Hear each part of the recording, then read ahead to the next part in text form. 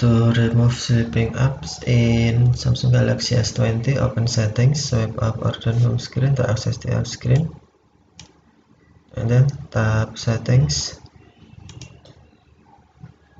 You can also open settings screen from notification panel, swipe down notification panel, and then tap settings icon. Scroll down settings screen, find device care,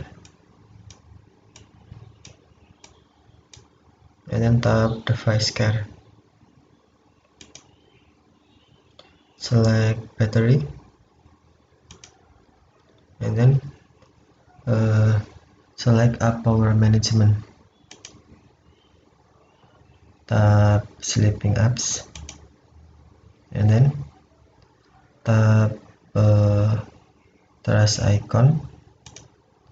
Select your app you want to remove from sleeping app list. For example, I want to delete all, and then tap remove.